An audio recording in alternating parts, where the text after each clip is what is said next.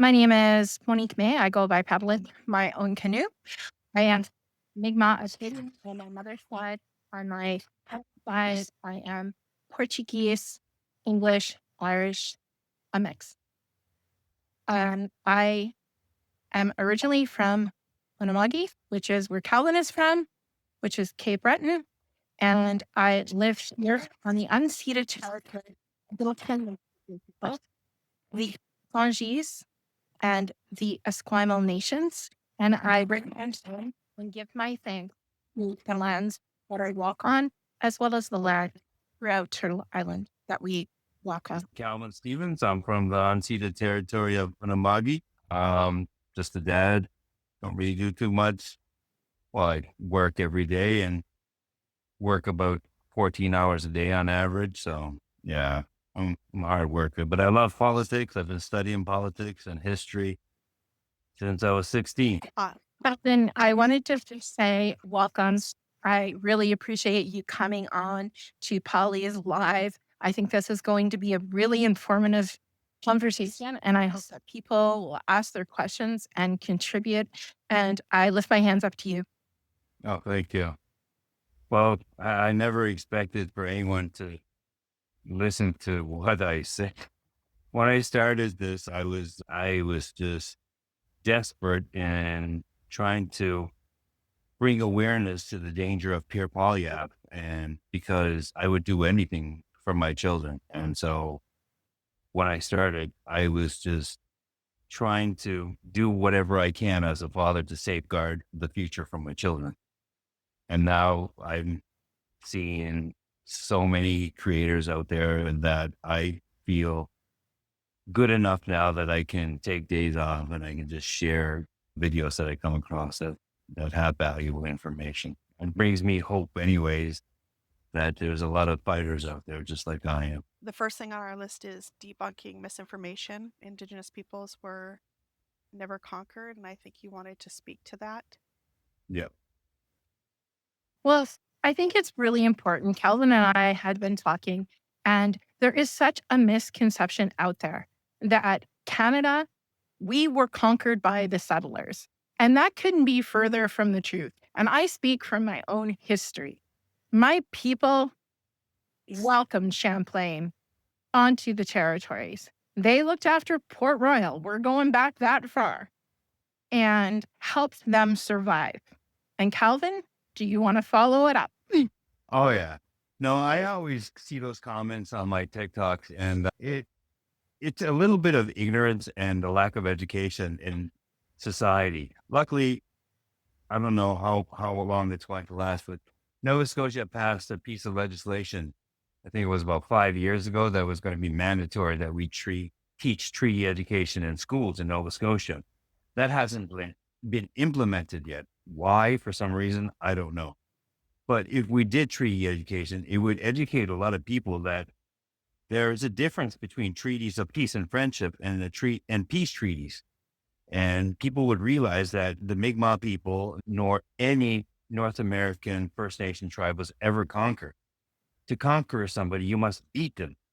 But with the technology that they have in the 17th and the 18th century, and I went at it in great detail, our people were never conquered. In fact, the Europeans, the British, were so tired of getting their asses kicked that they came back to us and said, okay, look, we give up. Let's just, call it a day, and let's just be friends. And let's sign the treaty of peace and friendship.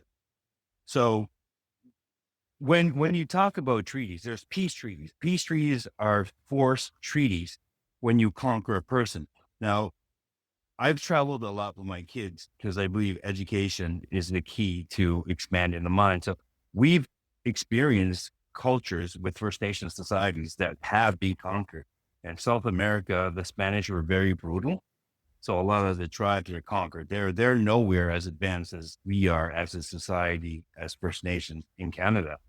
So my son asked me, why is that, Dad? And I said, well, these people were conquered. They were severely brutalized by the Spanish. But over here in Canada, they tried to do that to us. But our technology and weaponry and our fighting tactics was far superior than that of the British. And he asked me to explain. I said, okay, well, let's take, for example, the musket, the favorite weapon of British soldiers at the time.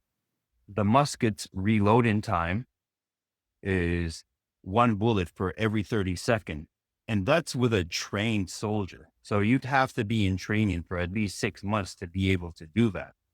Versus a First Nation warbow can be fashioned with just about any type of wood.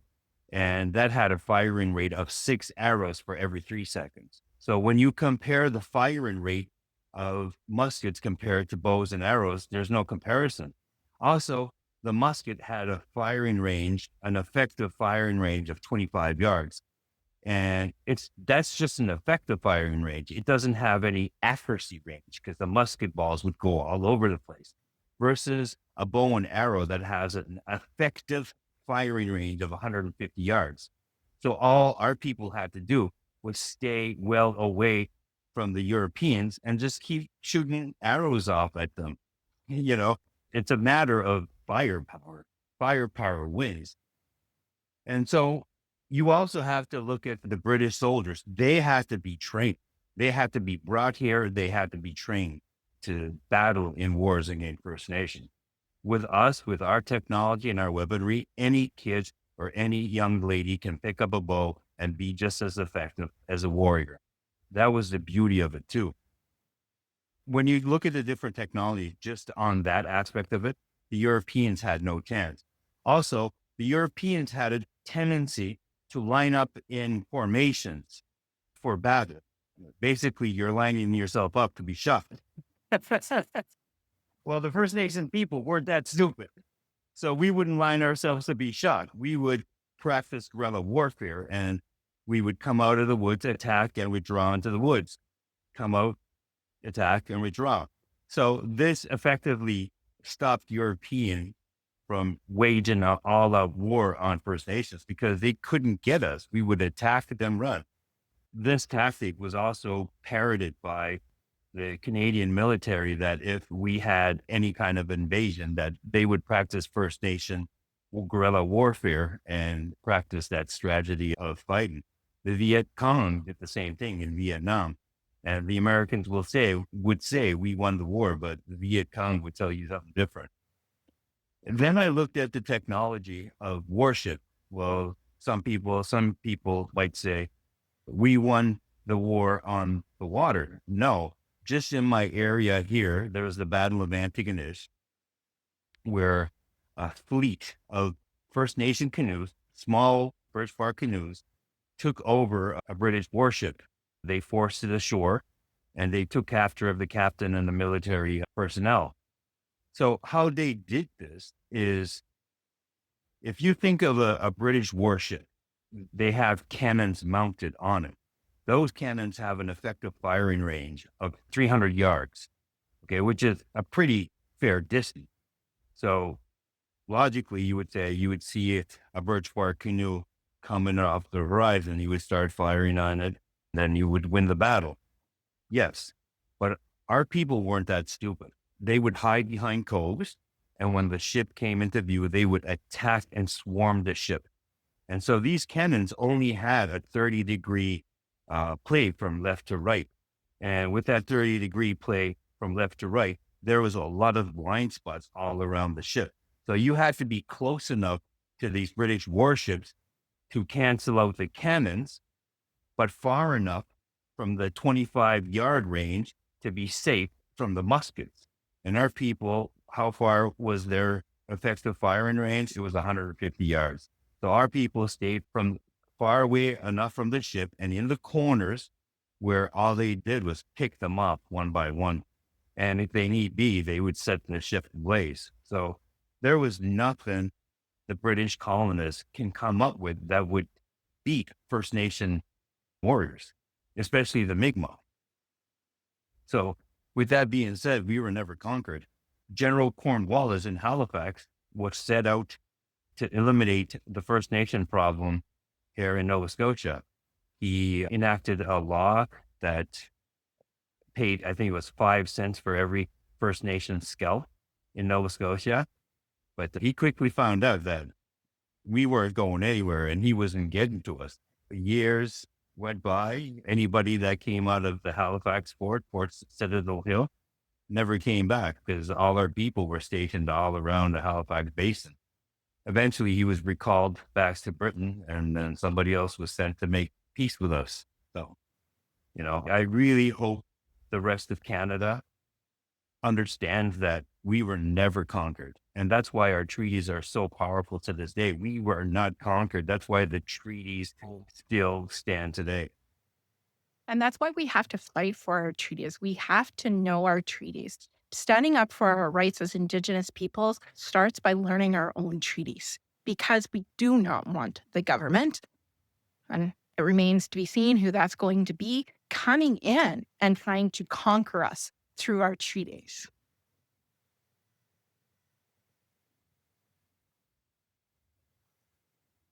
Calvin, you wanted to talk about 5 Indigenous conservative candidates that were running currently. You said you Yes. had their names and you wanted to discuss them.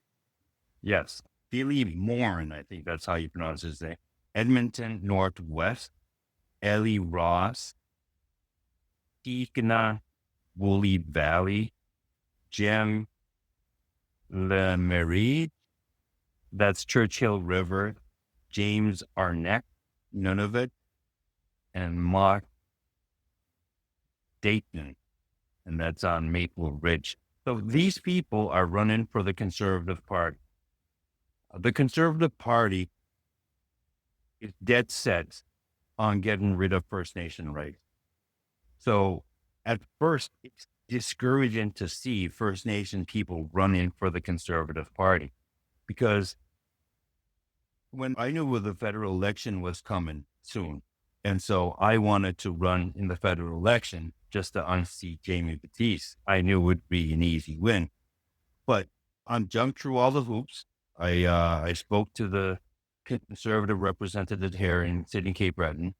He told me what to do. I started looking up the policies that the Conservative Party had. So I would be educated and versed on their policies in case somebody asks me, why do you believe in this party? Why are you running for this party? And what I found out was simply disgusting. And it scared the Jesus out of me because it's talking about reforming Canada. It's talking about getting rid of the 1982 Constitution, which does 3 things. It recognizes First Nation rights. Number 2, it gives us a Charter of Rights and Freedoms. And number 3, it gives autonomy to every province within Canada. So unless you plan on centralizing power and reforming Canada to an authoritarian government, why would you put something like that? So I kept diving in, and all the promises that he was making was in line and in step with removing the 1982 Constitution and centralizing power. Like, I didn't want to be a conspiracy theorist. I wanted to see actual proof that this could actually happen. And so what happened in the United States, there was a lot of people saying, oh, that'll never happen here. You're just fear mongering and stuff like that. And boom, it happened there.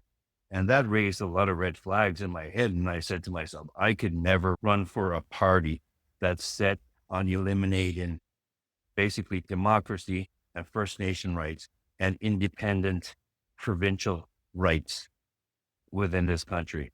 And so when I hear the rhetoric from Pierre Poilievre speaking, oh, I'm going to mandate life sentences for certain crimes. Well, when you mandate a life sentence, that's the first step in getting rid of the Charter of Rights and Freedoms and your human rights as a person. When you do that, when you add any piece of legislation to get your foot in the door, you're providing a springboard for them to start working on. So this is why they've been trying to get legislation in Parliament that limits women's reproductive choices. It's just to get language in the criminal code where they can start building up. So You can't do that unless you plan on getting rid of the Constitution of Canada and centralizing power. Then he promised shovel ready zone all across Canada. You can't do shovel ready zones all across Canada because you have to go to each province and get permission from each province. Okay. And then you also have to consult and go to the First Nation. So how can you promise that unless you plan on having a centralized government that doesn't take any consideration of the kind of democracy that we see in this country right now? He's completely, the promises that he's making, he's promising to reform this government, and people are not seeing it. And people are just listening to misinformation that is being shared on social media. All of it is coming from the United States. The United States wants us to be part of them, but they want us to be controlled by Pierre Poilievre and his government. Well, basically, how Belarus is to Russia, an extension of them. And this is what Canada will be to the United States, an extension of them. Even when you look at its policies, oh, you're just exaggerating, Calvin. No, this is his words. He's promising to get rid of the industrial carbon tax. If he does get rid of the industrial carbon tax, that will prevent us from trading with the rest of the world. And that would force us into trade with the United States and only the United States. So the United States will basically own our ass. So that's how you become an extension of the United States, by getting rid of the industrial carbon tax to force us to trade with the United States and only the United States. The United States will basically own us because economically they'll control us.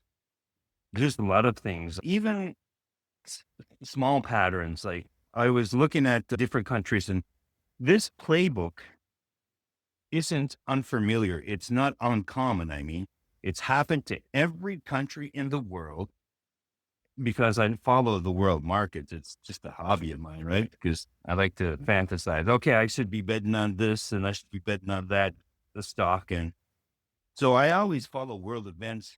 I follow droughts. I follow the news. Like I follow every news station, like CNN. I follow Al Jazeera News, BBC, follow news stations around the world. So I know I'm pretty versed in what's going on around the world. But this happened in Russia. This happened in Hungary. This happened in India, Israel, South Korea is the most recent one. When the president of South Korea back in 2008 started attacking the media, eventually, I think it was last year, he called for martial law because he didn't want to come out of power. And people were terrified. The news agencies were controlled. They were terrified. They wouldn't print any bad news on them. Eventually, I think it was April 5th, he was finally impeached and removed out of power. So democracy is safe in South Korea for a bit. The United States, that's happening, same thing. Donald Trump was attacking the media, calling them fake. And just recently, they pulled AP News, their press pass, and AP News had to take them to court, and they won the court case. Their press pass has supposed to be returned to them, but it has not. Donald Trump doesn't have to listen to any order from the Supreme Court because the Supreme Court already gave him permission back in 2002 that he'd be exonerated from any decisions he makes as a president. So he has total control over that country without any threat of being prosecuted. And Pierre Poilievre right now is threatening CBC News. CBC News is the only Canadian independent journalistic agency. The rest of them are American owned. So going back to these people that are running for the Conservative Party, at first I was discouraged. I was disgusted. I was mad. And you always have to think there's always a silver lining to any situation. And this is how I saw it. If these gentlemen and gentle ladies are successful in becoming MPs for the Conservative Party, then they have to be the first line of defense for First Nations in that parliament and in that Conservative caucus. because Pierre Poilievre is going to come down with legislation to get rid of First Nation rights. One of the things he wants to do is he wants to get rid of Bill C-69, which mandates the government to consult us in every way, shape, or form. He wants to get rid of that. And so we're going to have to depend on these First Nation, Inuit, and Métis people that are going into Parliament with Pierre Poilievre behind closed door in that caucus room. They have to stand up for the rest of all First Nations across Canada. And I know that party, if you don't fall within party lines, they will kick you out. Don't fall within party lines. When it comes to First Nation rights, you stand your ground. If they kick you out, they kick you out with your head held high for all your brothers and sisters across Canada, that you stood up for them. And if that happens, hey, that's a few less seats he has in Parliament. The rest of it we'll take care of. And Calvin, it's important to note too that we don't expect just the accountability of these members that are running for the Conservative Party. We expect this accountability. Any Indigenous person that's running for member of Parliament throughout Canada on any party. Yes. We want our voices to be heard. We need representatives in government. We want you to take this information back to the people and listen to the people. That's our first line of defense. The second line of defense we have to do is we have to strategically vote across Canada to make sure that Pierre Poilievre doesn't come in, or he doesn't have a majority government to begin with. Absolutely. It is so important to get the vote out. And I think you're going to touch on this, how we can get our brothers and sisters to the polling stations and how we can flip the switch. We have 9 ridings that you're going to speak about that we can control. I want to mention too, if anybody is listening and you are running as a member of Parliament and you're Indigenous or you want to say, reach out to us. We would love to have your voice on this podcast. This podcast is by Polycheck, so you would go through her and she will make the arrangements. But we want to have open, transparent debate and respectful of one another. Exactly. What would you ask or challenge these candidates directly? What would you ask them if you had them in front of you right now? I would ask them, are you going there to represent your Indigenous communities, your brothers and sisters, and make history happen? Be on the right side of history, or are you going there for your own ego? Because power and ego comes into it. And that's one of the questions that they need to be asked. I want to ask them, are you prepared to go back to the communities and have communication and debate? Unfortunately, we won't be able to ask any of them questions because the Conservative Party has closed off any questioning from the public to any of their candidates. Pierre Poilievre has also closed out any questioning from the public media on his campaign. He's only selecting certain media groups that are questions pre-planned. In the news yesterday or today, a reporter finally got sick and tired of not being allowed to ask a question. And she asked the question, and Pierre Poilievre said, "Oh, excuse me, there's a protester over there." And she barked back on it. She said, "No, I'm not a protester. I am the media. I'm a reporter. Why won't you answer our questions?" And he's not answering our questions because he's so directly aligned with Donald Trump and JD Vance that any questions that he's going to be asked about that, he's going to look nervous. And so he doesn't want any bad press right now. He's trying to save face as much as he can right now. This is the frustrating part. I see so many Canadians out there. They're proud Canadians, yet they're following this guy that is clearly intent on selling us out to the United States. Even here in Nova Scotia, I went to the federal debate in Sydney where they were running for NP in Sydney, Nova Scotia. Sydney Glace Bay riding. It was Mike Kellaway that's defending his seat, Liberal, and Anna Manley is the candidate that's running in the area. First of all, I don't even think she's from here. I think she's from Ontario. Second of all, she does not answer any questions from the media. Third, all she's doing is pushing out the same talking points PP is talking about. Pierre Poilievre loves to talk about the grocery prices. Oh, the grocery prices are so expensive for Canadians. Oh, the cost of living is so expensive. Well, guess what?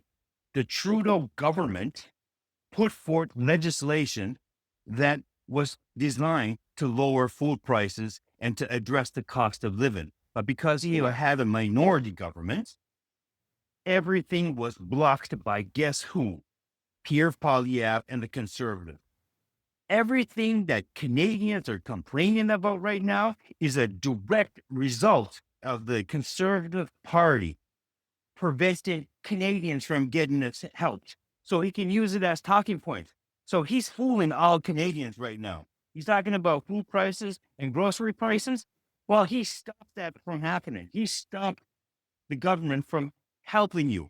So it's like, I don't know what would be a good analogy. Somebody befriending you and then sticking you in the back with a knife. That's exactly what he's doing to Canadians. And Canadians foolishly are believing his narrative because they're so indoctrinated with the false information that's being fed by him and Michel Ferrari and all the other. I don't want to swear, but you can see how passionate I get.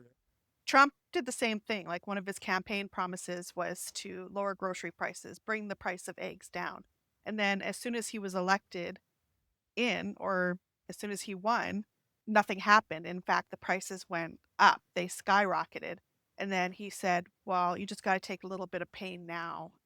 And he admitted that he had no control over it. These members, I even have their First Nations reservations all listed out. I did a TikTok on it.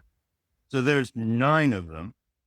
Clifford Small, Central Newfoundland, Jake Stewart, Miramichi, New Brunswick. But I've heard Jake Stewart was taken off and he was replaced with somebody. But the First Nation communities, Big Cove and all Miramichi, there's tons of First Nations up there. They dictate who will be the next MP there. Andrew Scheer, that freaking jerk, that smug little mini Pierre Poilievre. I don't understand why he's so Pierre Poilievre gung-ho when his riding is dependent on First Nations. So people in the Aquanapo, I can't pronounce it, in the Regina area, get rid of his ass and elect somebody else that's decent, that would listen to First Nation communities and protect First Nation communities and their rights. You have a There's, question. Cedar is yeah, wondering if you know how many Indigenous folks are running for other parties. I have a total there. Live altogether that are What is running in Canada in the federal election. I know So it's Dan Mazur, that's Riding Mountain, Randy Hoback, Prince Albert, Arnold Vizier, Peace River, Alberta, Rosemary Buck, and that's not a swear, that's her name, Battle Forge, Saskatchewan, and Lilia Goodrich, Cold Lake, Alberta. Those MP seats are directly dependent on First Nation votes. And typically, First Nations don't vote in federal elections because we have our own problems and we have our own elections within the community. So all of us feel that this is not our system. So therefore, we're kind of excluded from it. Basically, we're excluded all our lives from it. We're not part of that system. But now is more critical than ever. We have to get involved in this system because this system is threatening to eliminate our First Nation rights. So we have to stand up and say, no, we are going to get involved and we are going to get elected. And we are going to help elect people that will protect our rights. So every First Nation community across Canada has to use smartvoting.ca and figure out who is the top candidate to compete against a conservative. It's not going to be a liberal all the time. I'm not telling people to vote liberal. I'm telling people to use smartvoting.ca. And you will see smartvoting.ca, which candidates are most likely to win and which candidates are splitting the vote. Like in Michel Ferrari's riding, the Liberals and the NDP were always splitting the vote. and there was a low turnout from Cold Lake First Nation and the Hiwaiti First Nation. I think that's how you pronounce it. But there was a low voter turnout there, and that would always allow the conservatives to control that area. But when I did this TikTok, that exploded in Ontario, Peterborough, and now we have a candidate running as a liberal. And I don't trust polls, but she's polling ahead, and the NDP is polling down, which means smartvoting.ca is working. And First Nations are getting up and actually going out and campaigning and going to vote this election. So Michelle Pereri is really, really worried about her seat this election. It's important to say we traditionally, First Nations across Canada, have never gotten involved with federal elections because it's not our system. But we cannot continue to live in a country that dictates our way of life, that dictates our future, and dictates where we are going to go as a people.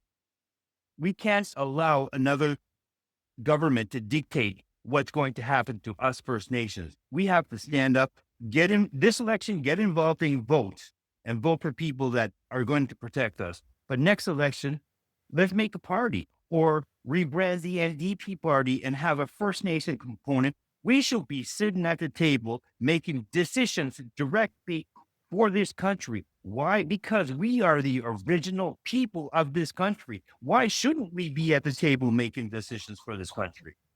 Absolutely. And that needs to be done. We need to be, most effective change comes from within. So therefore, we need to be at that table. We need to, and just not in the federal election, run in your municipality, run if you're urban Indigenous, run in your provincial, get involved. Let's have our voices heard.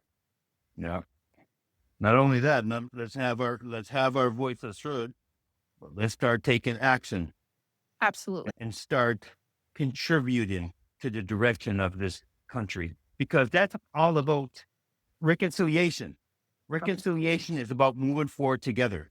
What better way to demonstrate reconciliation by having a First Nation party represented in Parliament, making decisions together, moving this country forward together? Absolutely. And you know what? I'm tired of hearing people say, well, how come you're not involved in government and pointing the finger? Let's not give them a reason to point the finger. Let's do the work. And we can do this. Oh yeah, we can. We are Definitely. powerful. There's 1.8 million of First Nations across Canada. That's just our population. Okay. 1.8 million First Nations. Okay. The Green Party has 10,000 active members. They have a party. They have seats in Parliament. Why can't we do that? Absolutely. Sorry, I get passionate about this. It's funny. In this election, what we're not hearing, we're only hearing from the party leaders. Are you hearing in your own constituency from the candidates that are running? Are you having an opportunity to go and meet them and hear what they think? No. Because it is deafening. The silence is deafening. I have never seen an election in my time that has been this quiet, and the puppet show is just being run by the leaders. Yeah, no, it's definitely scary. Now is the time. Charlie Angus is the only one that's really, but he's retired. But he's the only politician that's actually sounding the bell alarm. I don't know if it's because the parties don't want to alarm Canadians of the very real threat of the United States, but society deserves to know the truth. They need to know the truth. And so they can make good conscious decisions when they go to the ballot box. So if I was Mark Carney, I would be given full reign of allowing my candidates to do their best job to talk to people. Because right now, I think all candidates and all parties are strictly held back to a script. And you're absolutely right. It's quiet all over the country, and I can understand why they don't want a slip up from a low level MP screwing up the chances for Mark Carney and save the country. It is kind of like a double-edged sword. Like you have to weigh the best options. And the likelihood of somebody screwing up is greater because you have more people running in your party. Like the more people you have, the more chances you have of screwing up. But personally, myself, I couldn't keep my mouth shut. Calvin, I'm just wondering, what barriers do you see in getting Indigenous voters to the polls, and how can they overcome them? The biggest barrier right now to get Indigenous people at the polls is our First Nation leaders. Our First Nation leaders are so consumed about their own re-elections, so consumed about retaining power that they're not opening the eyes of our people to what's going on out there because they're so happy in keeping a micro kind of climate that they can control and shape.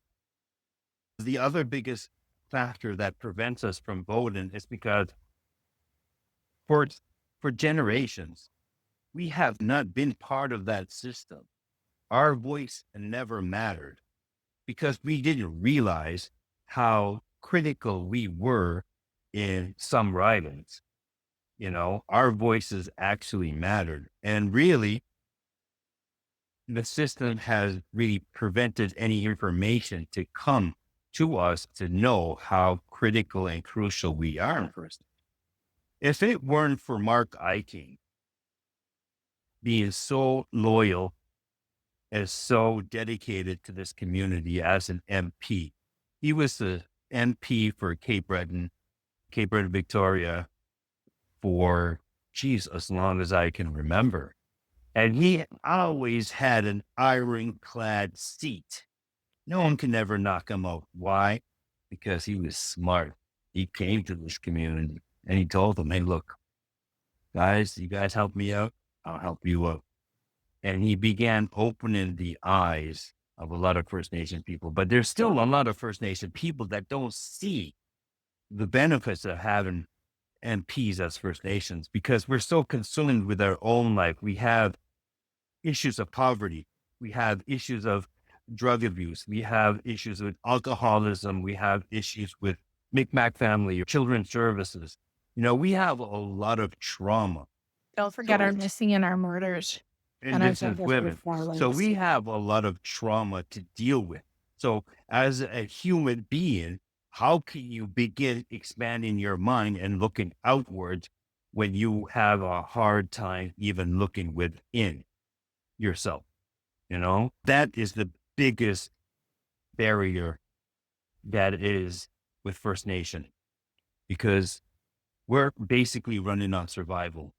And a lot of our people are looking from day to day where they can get a $20 here to help them for the next day, or they can get $100 here. And a lot of these politicians, this is how they control their community. They dish out 20s here, they dish out 100 there. And that's how they control the community. But when you're doing that, yes, you're helping the people, but at the same time, you're not solving the socioeconomic problems and the trauma that our people are suffering. You have to deprogram them. You have to educate them. You have to lift them up. You know, you have to listen to them and listen to their issues. And unfortunately, our leaders are so consumed with retaining power over long periods of time, they sacrifice their people because of it. And it infuriates me that way too. It's time we're always a reactive society, not a very proactive society, because we're always dealing with crisis after crisis. Many of our grassroots groups, though, are very good in our community to mobilize and to tell the truth. And I think we need to lean on them in our communities to get people out to the polls. We can do this, but we have to formulate that plan now. Yeah. Right? Let's make history. Yeah. And if you don't exercise your vote, like I said before, you don't have a right to complain. Remember that. Over here in our community, the MP that's defending a seat his name is Jamie Batiste, has a really good relationship with the chief. What's it called? The last election, our chief And a bunch of us, I was in there too, helped him get elected. We organized, we trucked people to the polling station. So we all came behind and helped Jamie Batiste get elected. Now, the Escazoni, they changed the writing on him in Cape Breton. For generations, Mark I. King was the center of power, was Escazoni. Now that we elect a First Nation person in there, somebody from our own community, they take that away from him and redistribute and redraw the boundaries. Now that he has to compete to Antigonish, to Canzo, to Inverness, Ingonish, Escazoni, and East Bay. When they shrunk the MP district of Mike Calloway, a white district with white candidates, they expanded a First Nations district, but they shrunk a white man's district. You tell me that's not racist.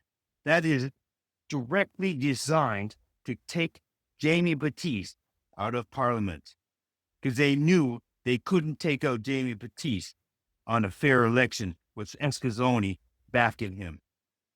So they did that in purpose. So Escazoni, I think it was March 3rd, we're going to spend our own money. We're going to invest in Jaime, and we're taking the federal government to court and get that boundary line put back to where it was. Absolutely. Challenge them. Providing there's a federal government left. The challenge. So I'd like to get into the talk of residential school denialism and how we have a conservative candidate out here on the West Coast, Aaron Gunn, who is running in North Island, Powell River, and the damage that he is doing to our community. Now, people have asked me, why do you think that Pierre Poilievre is a bad guy for not asking him to step down? Well, why do I think? Well, let me think. You're standing with him. That shows that your party aligns with those values and you believe in denialism. What would you say to that, Calvin? How would you answer that question? Let's take a step back and look at the United States. Okay.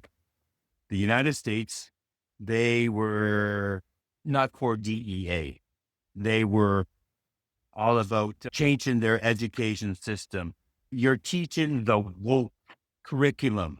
And all these schools were trying to do was try to teach about the history of the United States and the atrocities the United States has done. He won on that campaign. And you know what? He was campaigning on the people are trying to change the history of the United States. You should be proud of it. And when he came in, he completely changed the landscape of the education system and all the contributions of Black African Americans did for the country. He wiped out all the contributions of First Nations did to that nation. The Smithsonian has been gutted of all DEA and First Nation contributions. African American pilots in, I think, World War II, they were completely taken out of history. The cemetery where all the soldiers and people that have contributed to the military, and their pictures and everything has been erased from the database. So they're whitewashing history. Okay. If anything that they accuse us of doing is actually admitted on what they intend on doing. It's a projection. So they've whitewashed and rewritten history in the United States. And this is exactly what Aaron Gunn does. And Pierre Poilievre and all of them, by denying the atrocities of what happened in Canada, you're rewriting history. And you're accusing us of trying to rewrite history. We're not trying to rewrite history. We're trying to get everybody to accept history and accept what had happened. So both of us can forgive each other and move forward. That is the whole point of the Reconciliation Project. Yet all of these people, white nationalists, because Aaron Gunn is associated with that too, they're trying to rewrite history to suit their own narrative. And it's totally wrong. when you deny, because he's a residential school denier, he's saying, oh, that never happened. And genocide, look up what genocide is, and teachers to educate yourself what genocide is. I like to educate that man myself, because when you deny somebody their own history, when you deny them that decency and recognizing the hurt and the pain that they have gone through, you're denying them as a human being. So how can Pierre Poilievre, well, I know how he can stand by him. He's standing by Trump, and he's standing by everybody else that's not good and looks down on certain minority groups. That's why he's standing behind Aaron Gunn. And so when you deny people that right, you're denying that they're even human. And this is how they look at us. And this is how Pierre Poilievre and the Conservative Party looks at First Nation Canadians. Like, we don't matter.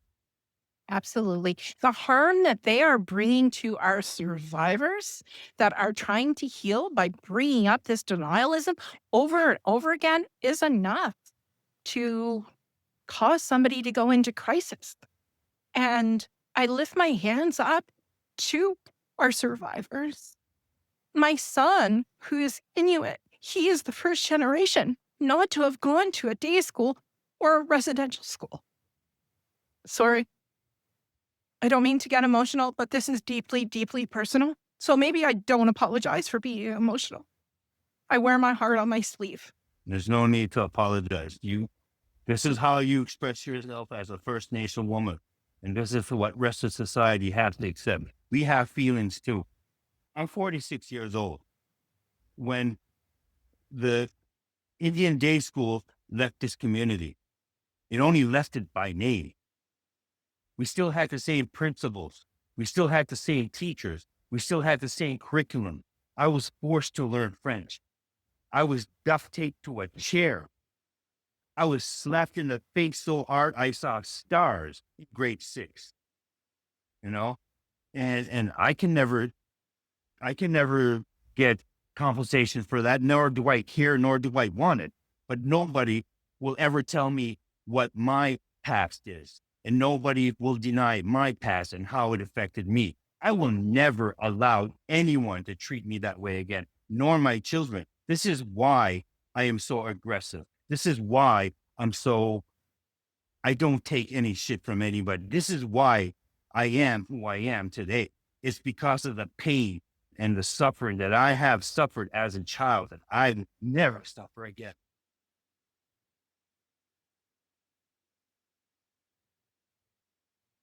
And this is why I speak out and try to make a difference, because I see what's coming and I'm terrified for my children. That's the thing. We don't owe it as Indigenous people. And that's something that a lot of people don't realize. We don't just, when we are looking at causes and looking at the future, we look forward for the next 7 generations. Yes. We have an obligation to provide for the next 7 generations to pave that path forward. They say about that. They say that First Nation thought is really advanced. And it is. Because as First Nations, we see the world in a cycle. This is how our brains work. Everything goes in a cycle. Whereas Europeans and non-Indigenous people, they see the world as linear. This is why we have the rise of capitalism. Rape and pillage the land for as much resources as you can and move on. This is why you exploit workers as much as you can and you let them go. They have a very linear frame of mind. Okay, it only goes in one direction. Eventually, you're going to fall off. Something's going to happen. You're going to run out of resources. You're going to run out of ideas. Then you're going to start fighting other people for resources. This is the unfortunate history of Europeans. Whereas First Nations is, we've always lived in relatively peace and harmony. We share a lot of resources and land with other tribes. The Mi'kmaq people here in Nova Scotia, we shared the Passamaquoddy and the Pequot Nation we had trades, and we had friendships. So when you think of the universe, well, let's look at Earth. You have the water cycle, you have the rock cycle, you have the light cycle. We're born, we grow up, we live, we die, we go back to the Earth, we become something else. When the universe was created during the Big Bang Theory, the same amount of mass it started at the Big Bang Theory is the same amount of mass that's in the universe right now. Nothing has been created. Everything lives, everything is born, and everything dies. Stars are born, stars live, they die, they make other planets. Other planets live, they die, they make other planets and moons and stars. So nothing is linear. Everything is circular, just like our thought process. So if aliens were to come down and to take the most advanced civilization back to its planet, it would be First Nation people. Even our farming and the way we harvest, we would go in cycles. We would go here one year, then we would go here another year. And so we would never overexert the resources. They're trying to do that in some places in the space with farming. Now they're taking indigenous knowledge and applying it to agriculture. Got Ta- sidetracked there. I'm sorry. That's okay. So we talked about Aaron Gunn. How do you feel that Aaron Gunn's extremism affects Indigenous and the 2S LGBTQIA plus communities? His extremism is a direct result of his privilege as a white person in society. You would not be able to do that if you were First Nation or anything of minority. You would not be able to do that if you were part of the LGBTQ plus community. So I feel as a man, I have a duty and obligation to protect my fellow brothers and sisters that are First Nation, to protect those people that are in the LGBTQ plus community, to protect anyone against extremism. How do I feel about it? I go to the gym every day and I put my feelings all into that. If that answers your question. There's another day it's a lot better beating my own body up than something else. What does reconciliation look like to you? You know what? I began to see it with the Trudeau governments. I grew up in a very, very tough time. I went to school in a very, very racist school. There was about 30 of us fighting outside with a mass rumble against First Nations and non-Native people. I grew up in a time where we hung out on Charlotte Street, where the cops would harass us and frisk us and then slap us. And my buddy Carlisle Lathford, oh, he had a mouth on him. And he'd be frisked and be like, "F you want," and then boom, knocked out right on the ground. And we were just like, "Dude, what are you doing?" But that was the common thing. This is what we grew up with, right? We got tanked. I soft back to a cop. I got my ass kicked. My back isn't the same today. Do I have any recourse from it? No. We would be called all kinds of names in Riverview and in Sydney in general. My first non-Indigenous girlfriend, I had a hard time socializing at parties because I didn't feel safe, because when we went to parties as young First Nations people, we were usually ganged up on. I've had, even in university, I've had 7 people come at me at once. Still broke some noses. We were all in the hospital at the same time. There was about 3 of us. They just checked me out. One guy had a broken nose. Anyway, that's a different story. And it's what reconciliation looks to me. I began to see it in Canada. I began to see it shift in the way people thought about First Nation. People were accepting. People were humbling. People were actively being nice to us. And then you saw a shift of a lot of people pretending to be First Nation because there was such a fraction moving towards reconciliation that we were starting to be accepted in society. and a lot of opportunities were opening up. There was some, I'm not saying everybody was like that. I'm saying just a very small group of people saw an advantage to that and they tried to jump on the train. And there's nothing wrong with that. I mean, if you can do that, that's more power to you. But all of a sudden, that stopped when Pierre Poilievre announced he was running, and all the propaganda and all of the hate and all of the messaging that's coming from the United States helping Pierre Poilievre run has completely eliminated the years and years that we have successfully healed our society. Gone within a month. I was at the hospital and I could see this non-Indigenous woman telling off an immigrant, go back to where you effing came from.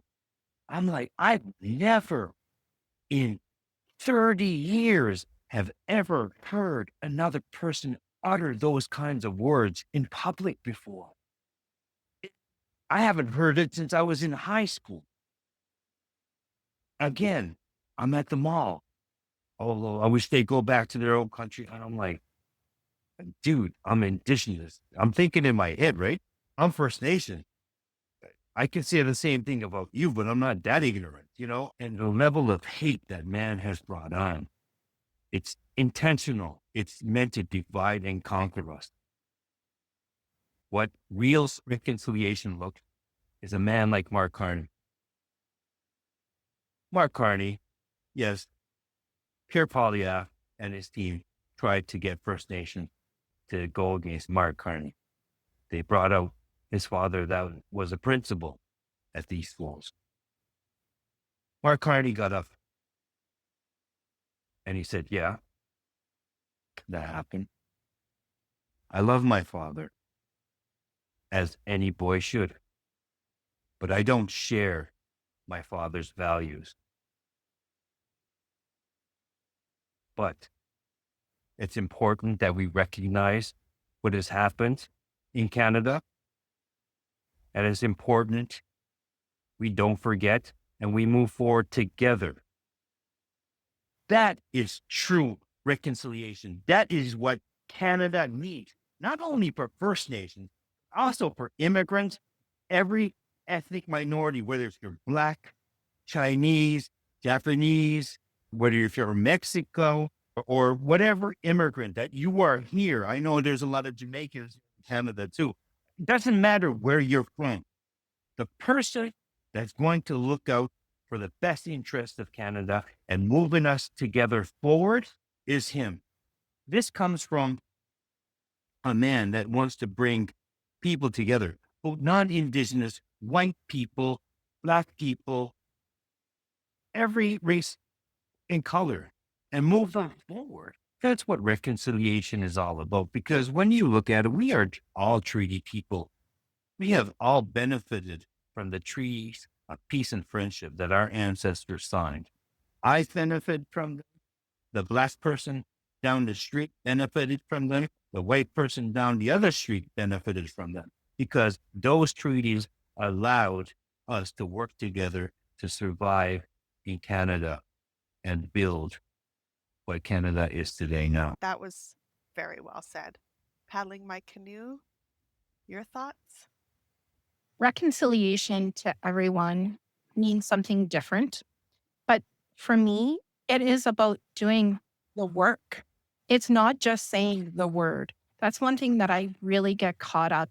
I'm so tired of hearing politicians. First thing they get up, they'll try to do territorial acknowledgement and then they'll talk about reconciliation. But yet, when you go to approach them, for example, as an advocate for MMIP, I can't get the time of day from them. That is not true reconciliation. And as Calvin said, we're not just fighting for gender-based violence for Indigenous people. This is ending gender-based violence for every Canadian, because gender-based violence, it doesn't discriminate. It doesn't matter what race you are, what age you are, what ability you are, what sex you are. It hurts us all, and we must end it. So we need to come together to do the work together collectively and move forward. That's true reconciliation. And we can do it. We will do it. If you think about, Pierre Poilievre tried to pass legislation to make it illegal for same-sex marriages. Just look at his voting history. Just look at his past. He won't recognize transgender people. You know, what is more insulting than not recognizing a human being? That is a form of bullying and a disrespect. That is the biggest disrespect you can give a human being, to say to them that they don't matter because you don't recognize them. And it is You know, such a real fear in our community. I am Two-Spirit, and I'm very proud to be Two-Spirit. And I'm very involved in my queer community. And many of our relatives, and when I say relatives, I mean, it doesn't matter what race, because I do believe that we are all related. We are taught from the time we take our first step in the time we walk. That has been ingrained in us. They're scared to leave their homes. They absolutely are living in fear. And that is not my country. We need to be their voices right now. We need to stand with them and protect them, because they can't protect themselves. I have people in my family that are the LGBTQ plus community. You're going to have to go through me to get to them. Simple as that. I love them very much. And I'm secure in who I am, not to be threatened by them. But we have a lot of men in our society that are threatened by it. And you have to look at the history of it and where it came from.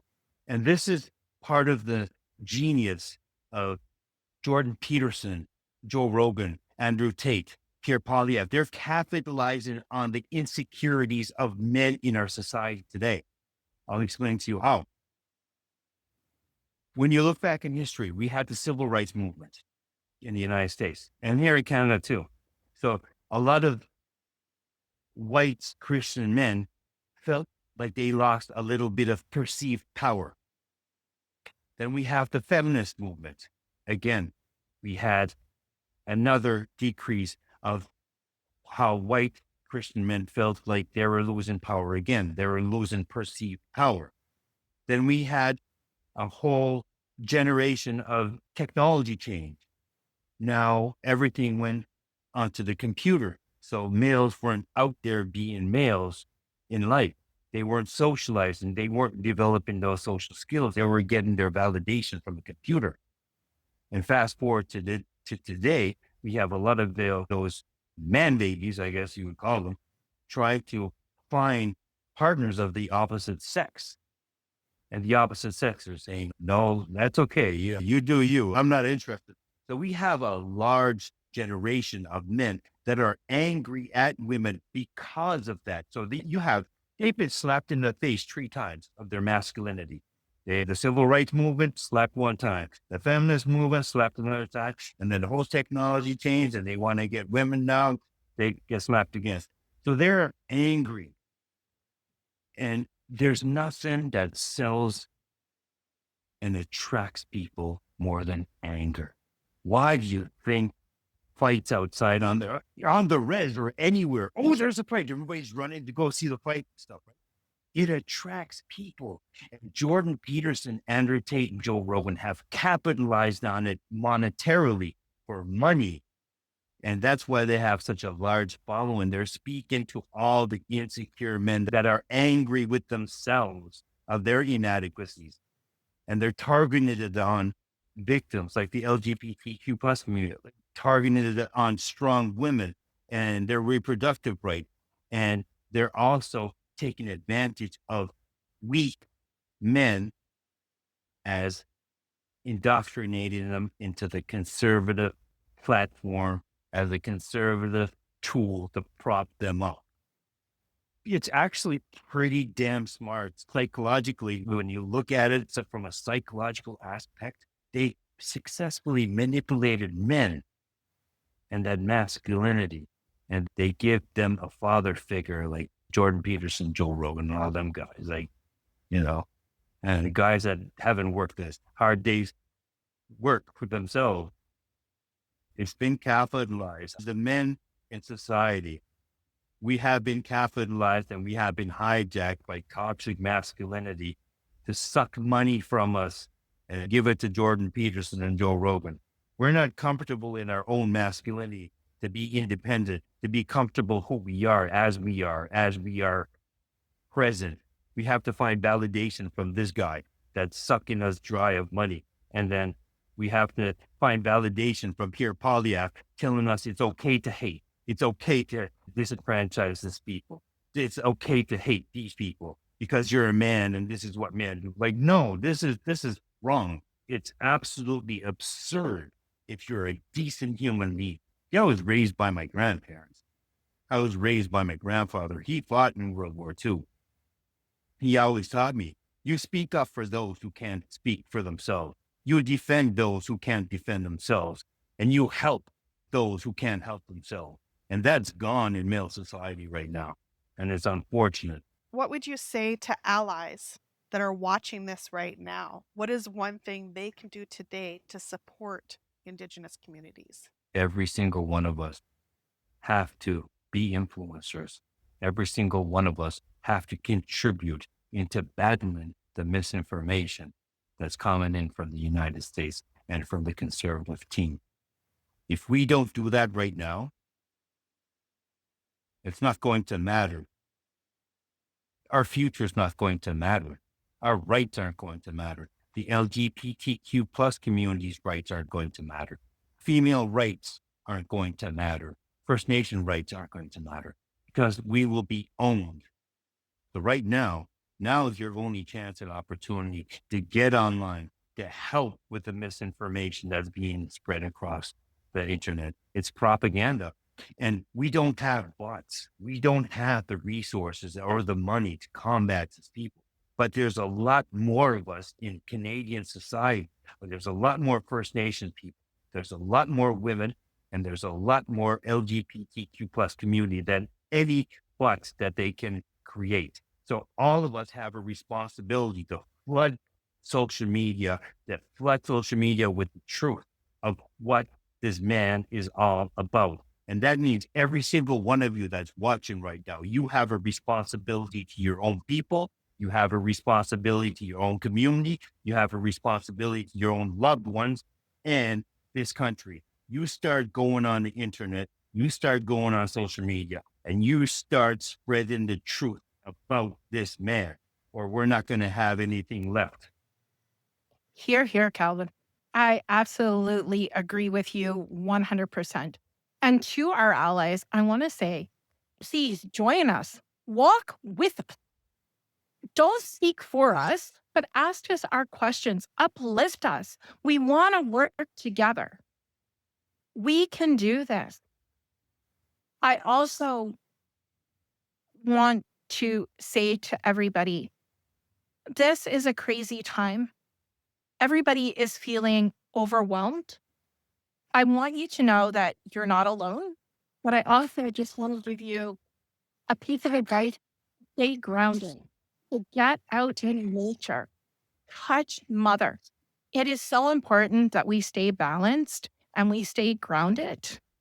And don't be scared to ask for help from one another. That is a strength. It is not a weakness. Let's do this. Let's make reflective change. We got what, 12,000, now it's 13,000 people watching here. Those 13,000 people out there, we need you. We need you on all social media. We need you helping out with the disinformation and spreading the truth about Pierre Poilievre and the danger that he poses. But we're not going to have a Canada that's independent and sovereign. We're not going to have rights for the LGBTQ plus. We're not going to have rights for First Nation communities. We're not going to have rights for women. We're not going to have autonomy for each individual province. We're not going to have a future for our children, a future for the next 7 generations. We're not going to have supports in place for our parents. We have to think about our elders. We have a responsibility to take care of our elders as well in this country. I've been begging the chief and council here in my own community. I said, we can't risk or take a chance that Pierre Poilievre might not come in. He might. He has a very good chance. We have to take this time and utilize people within our community that still know how to trap, hunt, fish, prepare food in the woods. And we have to teach that to our children, how to preserve food. Because if that man comes in, it'll be too late then to get prepared. Because everything will be happening so fast. And because we're so, like you said earlier, our communities and our leaders are so reactive. They're not proactive. They're not worried about our people. They're not worried about the children. They're not worried about future generations. They're only worried about their election right now. And that's end of this month when the federal election take place. Yeah. Is the nominations for my community. But they're not concerned about the future generations of this place, case Pierre Poilievre comes in. They haven't said a peep or a word to my community members on the threat of Pierre Poilievre. They haven't prepared my people or utilized people or elders in my community to teach children how to trap and hunt in case we ever have to go back to that. Because in the worst case scenario, if Pierre Poilievre comes in, us Indigenous people are going to have to go back to the old ways to survive. We're going to be put on, they're going to round us up, put us on reservations, or even more. They're just going to give us a dirt patch, throw us there and say, think swim. Yeah. That's why I taught my kids how to fish, hunt. And I didn't know any of that stuff myself. I had to teach myself. We're pretty good. We're ready. Whatever happens. What is your final message for viewers, Calvin? Don't be scared and don't be embarrassed to start posting online. Don't be scared to be called names. I've been bullied my entire life. Nothing. But the difference now, if you don't act now, and if you don't contribute to helping fight Pierre Poilievre, you're going to have nothing left to fight for. My message is get online, post, be an influencer, share TikTok, download TikTok, share on your social media. We only have each other. The rest of the sane Canadians that are free thinking, it's just us. There's a large part of Canadians that aren't free thinkers anymore. And it's sad. So take up arms with your fingers if you work on the computers. You worried me there for a sec. No, I mean, take up arms with the computer. That's a new battle plan of this day and age. Everything's squad on computers. Paddling my canoe. This has been a really informative discussion. And my final thought is we can do this again. We need to communicate with one another.